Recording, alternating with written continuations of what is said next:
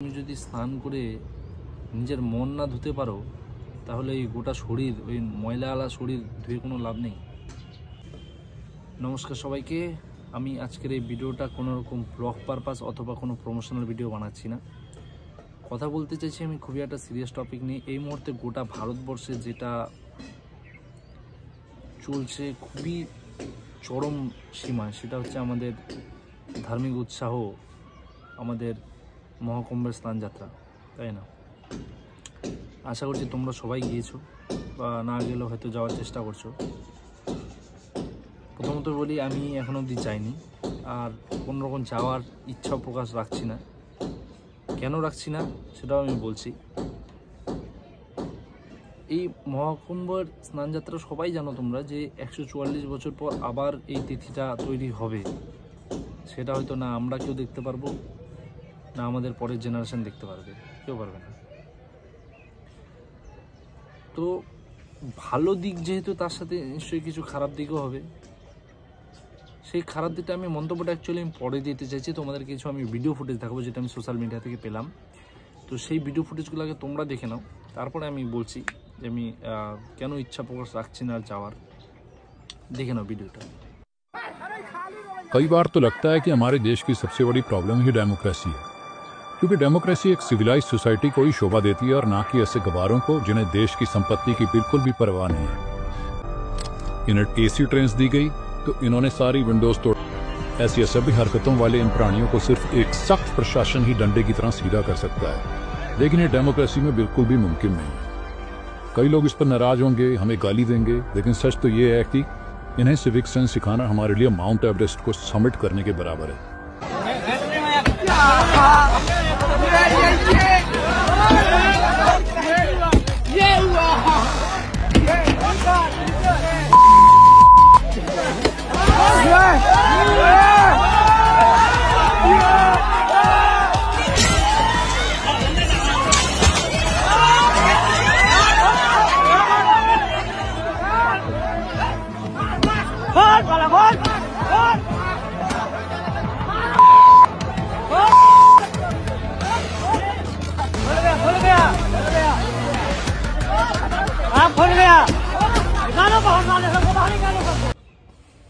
তো ভিডিওটা নিশ্চয় দেখলে, আর দেখলে কিছু অশিক্ষিত মানুষ, অশিক্ষিত বলা ভুল হবে, বলতে হবে ওদেরকে শিক্ষিত মূর্খ মানুষ। এই যে পুণ্যযাত্রা করতে তোমরা যাচ্ছ, পুণ্য করতেই তো যাচ্ছ অ্যাকচুয়ালি, না যে আমি মহাকুম্ভে স্নান করলে পাপগুলো সব ধুয়ে যাবে, এটা তুমি ভেবে যাচ্ছ। কিন্তু তুমি যাত্রাপথে একাধিক পাপ করছো। এই যে কাঁচ ভেঙে দিলে, জোর জবরদস্তি, যেটা ভিতরে বসে থাকা মানুষের ক্ষতি করছে। তুমি কাটছো জেনারেল টিকিট, অথবা টিকিট কাটছো না, কে বা এখন ওই ভিড়ের মধ্যে টিকিট চেক করতে আসছে।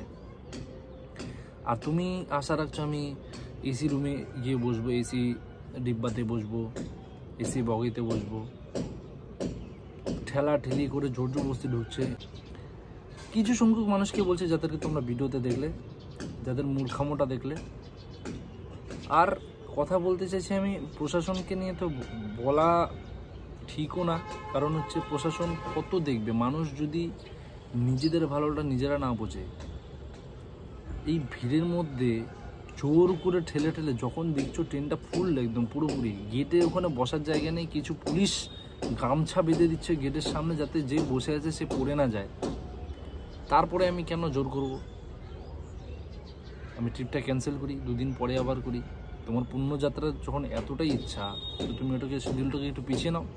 তার মানে তো এই না না আমি অন্য কাউকে যেতে দেবো না, আমি যেতে পারছি না, আমি অন্য কেউ যেতে দেবো না।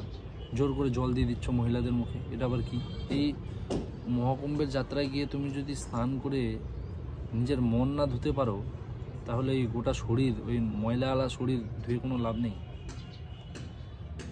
কেননা যেখানে তুমি স্নান করতে যাচ্ছ, সেই যে নদীর জলটা আছে, সেটাতে কতটা পুণ্য আছে আমি জানি না, কিন্তু নোংরা প্রচুর আছে, এটা তোমাকে মানতে হবে। ভিডিওতে দেখলে বুঝতে পারবে। একাধিক কালো জল, তার মধ্যে জুতো ফেলা, সাধারণ মানুষের জন্য যে ব্যবস্থাটা আছে আর কি। কেননা বাদবাকিদের ক্ষেত্রে তো আমি দেখলাম না। যারা যারা সেলিব্রিটিরা গিয়েছে তাদের জন্য প্রচুর ফাঁকা জায়গার মধ্যে তারা রিল্যাক্সে স্নান টান করে আসছে, পুরো ভিডিও শ্যুট ফটোশ্যুট করে নিয়ে। কিছু মানুষ ওখানে শুয়েছিল, কারণ তারা রাতের বেলা ঘুমিয়েছিল, ভোরবেলায় উঠে স্নান করবে সঠিক তিথিতে। যখন দেখেছে ওখানে যাত্রা শুরু হয়েছে মানুষদের, সাধুদের, যারা যাত্রা করে গিয়ে পূজা দিয়ে তারপরে শুরু করবে স্নানটা, পিছনে দাঁড়িয়ে থাকা প্রচুর ভিড় নিজেকে আগে নিয়ে যাওয়ার যে তৎপরতাটা দেখিয়েছে, ওখানে উৎসাহটা দেখিয়েছে, সেই উৎসাহের ক্ষেত্রে তারা ব্যারিকেড ভেঙে দিয়ে যেগুলো মানুষ ঘুমিয়েছিল তাদেরকে পাড়া দিয়ে গেছে স্নান করতে। আর ওখানে শুয়ে থাকা মানুষগুলো ওখানেই শুয়ে থেকে গেছে, ওরা রিটার্ন ফেরেনি। এমনি এমনি বলে না কুম্ভ মেলায় হারিয়ে যাওয়া, ভাই কুম্ভ মেলায় হারিয়ে যাওয়া প্রচুর মানুষ হারিয়ে গেছে, হয়তো নিজেদের পরিবারের থেকে, হয়তো গোটা পৃথিবীর থেকে হারিয়ে যেতে থাকবে যদি এইভাবে মানুষের চিন্তা ভাবনা হতে থাকে। আমার এটুকুই বলার ছিল, আমার একান্তই নিজের, এটা আমার মন্তব্য আর নিজের মনোভাব আমি প্রকাশ করার জন্য ভিডিওটা দিলাম। তোমরা কি ভাবছো এই বিষয়গুলো নিয়ে তোমরা অবশ্যই জানাও, কমেন্ট করো। কেননা আমি যেরকম দেখছি ট্রেনের যাত্রা বা বাসের যাত্রা, মানে একাধিক বাস গোটা রাস্তা জ্যাম করে দাঁড়িয়ে আছে, ঢুকতে পারছে না, কারণ এত ভিড়। কারণ কি, সবাই ধর্মটাকে এতটাই বিশ্বাস করে, স্বাভাবিক, সেটা বিশ্বাস করা স্বাভাবিক, কিন্তু ধর্ম বিশ্বাস করে মানুষের, একজন মানুষ হয়ে আরেকজন মানুষের কীভাবে ক্ষতি করতে পারো তুমি? তোমার যদি খুবই আশা থাকে, তুমি যদি সেখানে যেতে না পারো, বাড়ির পাশে পুকুর নিশ্চয়ই আছে অথবা নদী আছে, সেখানে গিয়ে স্নান করো, সূর্য প্রণাম করো, নিজের পাপগুলো স্বীকার করো, কী কী ভুল করছো, তাহলেই হয়ে যায়। সবাই ক্যাপেবল না, সবাই যেতে সক্ষম নয় এই মুহূর্তে মহাকুম্ভে, কেননা যা পরিস্থিতি চলছে সেখানে। এখন ওই ঘটনার পরে, অনেক মানুষ মারা যাওয়ার পরে, প্রচুর পুলিশ সেবিক তাদেরকে মোতায়েন করা হয়েছে সেখানে, যাতে পরিকাঠামোটা আরও ভালো হয়। এখন সুষ্ঠুভাবে চেষ্টা চলছে যে ভালো মতো করা যায়। এখন লোকজন অনেক যাচ্ছে, করে আসছে, কিন্তু এই যে যাতায়াতের যে ব্যবস্থাটা এখনও ট্রেনের, সেটা এখন অবধি ঠিক হয়ে উঠতে পারেনি। আশা করছি যে প্রশাসন সেটা ধীরে ধীরে ঠিক করবে, বা মানুষই হয়তো বুঝবে। কিন্তু ওই কিছু সংখ্যক পাবলিক, কিছু সংখ্যক অশিক্ষিত মূর্খ, শিক্ষিত মূর্খই বলবো ওদেরকে, হয়তো শিক্ষিত মানুষ কিন্তু মূর্খের মতো আচরণ করছে, তাদের ওই বর্বরতা, ওটা কোনোদিনও ঠিক হবে না। এটুকুই বলা ছিল। তো তোমরা তোমাদের কমেন্টে জানাও যে তোমরা কি মনোভাব রাখো এই বিষয় নিয়ে। ধন্যবাদ।